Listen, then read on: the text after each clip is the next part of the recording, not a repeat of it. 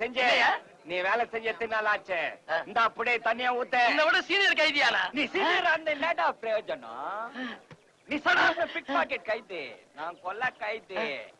இப்ப கூட உன்னை கொலை பண்ணேன்னு வச்சுக்கா, இதே ஜெயில் தான், ப்ரமோஷன் கிடையாது. போய் என் தட்டை எடுத்துன்னு போய் சாத்த வாங்கி வை.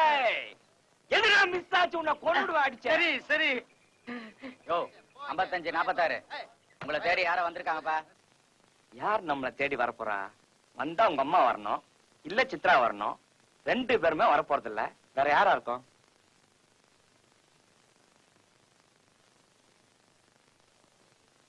என்ன மறந்துட்டீங்களா தம்பிங்களே?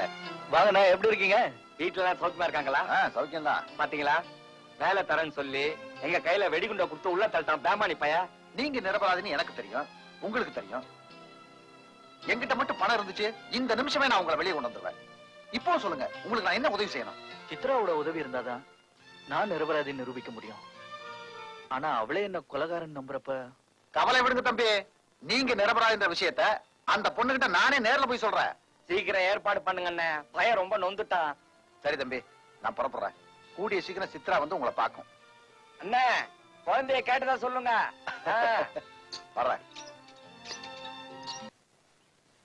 என்ன பெருசு, ரொம்ப கவலையா இருக்கிற? ஜாலியா இருக்கணும் பெருசு. நாளைக்கு என்ன ரிலீஸ் பண்றாங்களா தம்பி? ஆமா ஆமா, வெளிய போனாலும் வேலை கிடைக்காது.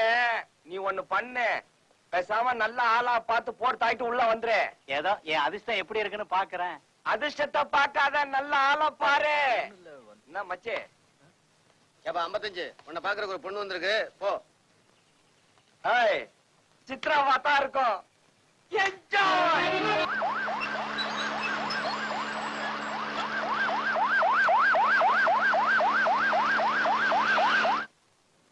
Good morning. வாங்க டாக்டர், உட்காருங்க.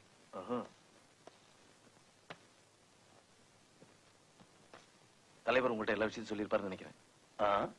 எல்லா மேட்டரையும் சொன்னாரா? ராஜாராமுக்கு விஷோசி போட்டு கொல்ற மேட்டரி சொன்னாருங்களா? சொன்னார். இன்னைக்கு நீங்க கைதிகளை செக் பண்ணும்போது ராஜாராம் யாருன்னு உங்களுக்கு அடையாளம் காட்டுறேன். அவனுக்கு விஷோசி போட்டு அவனை கொன்னுடுங்க. ஊசி. Be careful doctor.